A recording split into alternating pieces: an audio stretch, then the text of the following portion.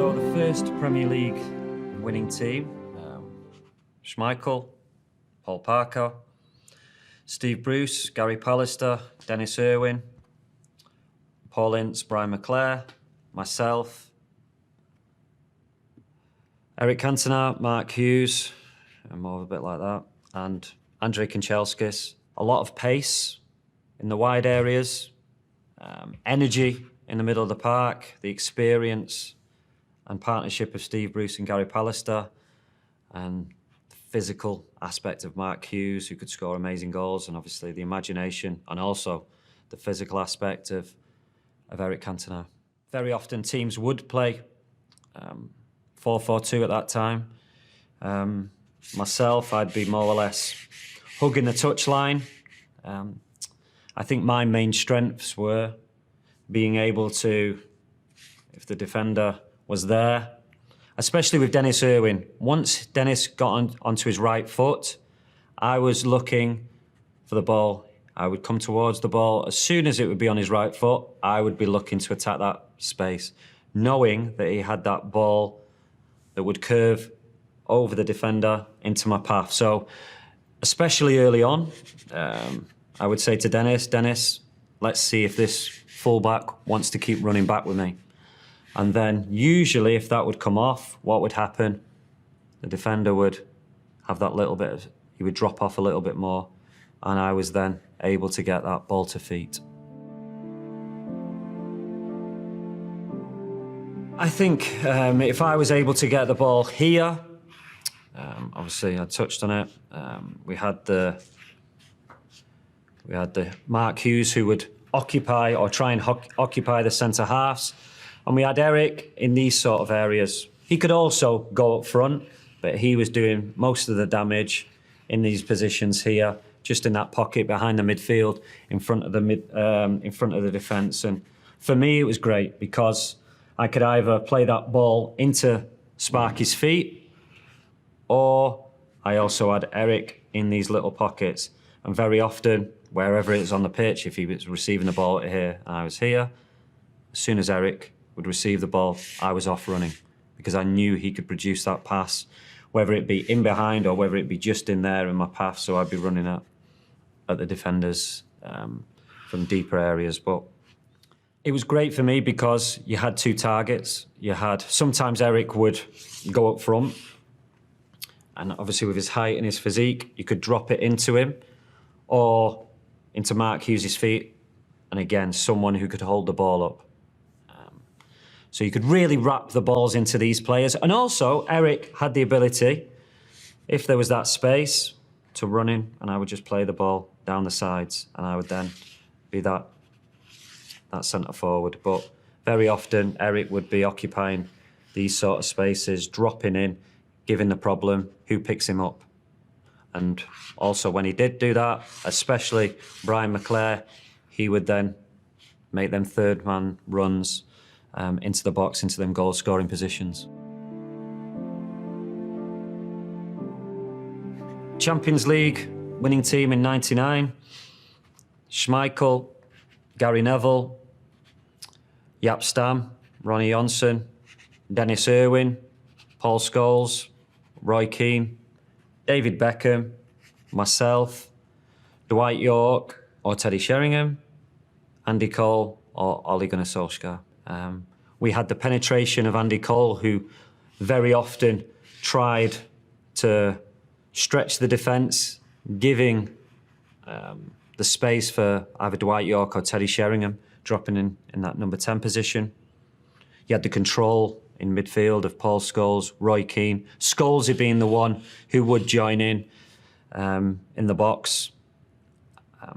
The balance of David Beckham, who obviously from anywhere on the pitch, he could deliver a ball, whether it be whipped into Andy Cole or into their little pockets for Dwight York, or even if Beck's got the ball here, I was off and running because I knew that he could play that 60-yard pass.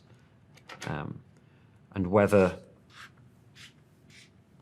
Coley, because of his runs, occupy the fullback and I would stay out wide, or whether he would be there, then I would make them runs in between the fullback and the centre-half, knowing that Bex could deliver either ball. So at this point, probably for me, I was just starting to mix up my game, where I would perhaps be playing more in these little pockets. So giving him the problem, does he go tight? Which I know fullbacks don't like to do. They want to be in their area.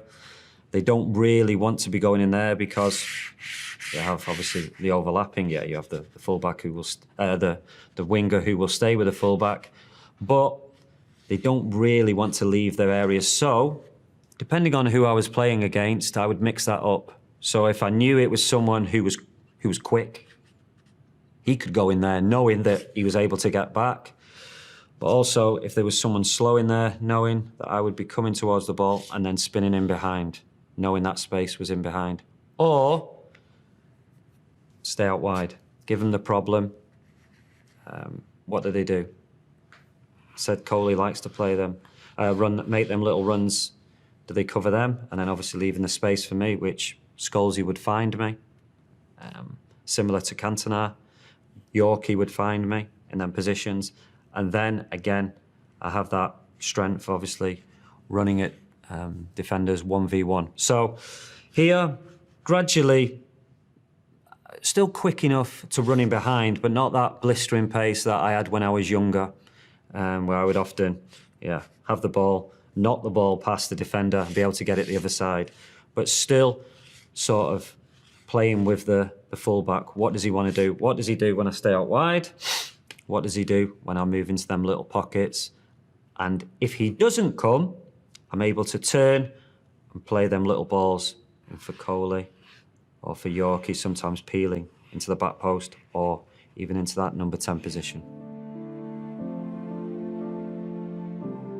I often say Lee Dixon was one of the most difficult opponents because he was quickish, but also he was intelligent. So I think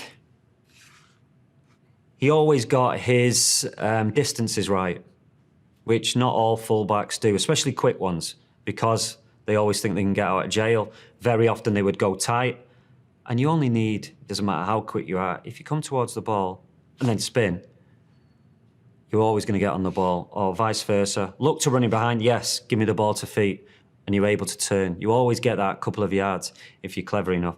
With Lee Dixon, he always got that distance right that you couldn't spin in behind, but also, if you did get the ball to feet, he was up to you. He was able to stop you from turning or put enough pressure on the ball to hurry you in your decision-making. And Highbury was a tight pitch as well, so I enjoyed playing against him more at Old Trafford rather than Highbury. It wasn't really a winger's dream, Highbury, where it was a tight pitch. Obviously, they had Seaman, Dixon, Bold, Adams, Winterburn, that experience, and also that Vieira, Petit partnership in midfield, where they were really strong in the defensive aspect. So many battles with him over the years. Intelligent, quick, brave, and also, something I've not touched on, making you run back as well. So very often the toughest opponents that I've played against, Cafu, Zanetti, they were the players who would make you defend as well and make you run back.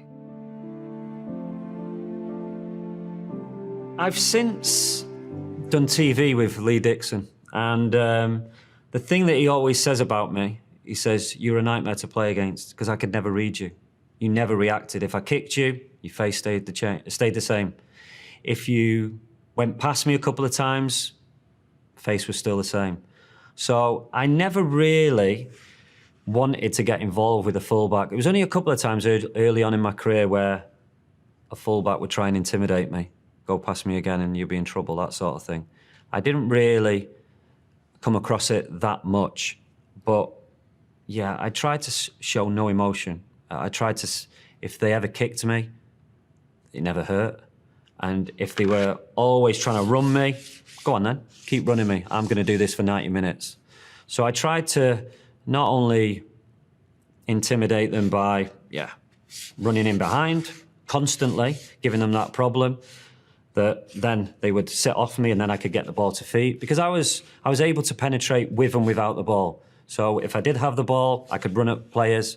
If I didn't have the ball, I was always prepared to run in behind, especially in first 10 years of my career. I always wanted to stamp my authority on the fullback. And it was always cat and mouse with this player. And of course, you know more or less the fullback or the type of fullback that you're going to play against before you come up against them. So in training that week, I would do, if a player wanted to do that, constantly keep speaking to Dennis, keep speaking to Scholesy, Yorkie, OK, I'm playing against such and such. You know the space is going to be there in behind because he's going to go tight with me.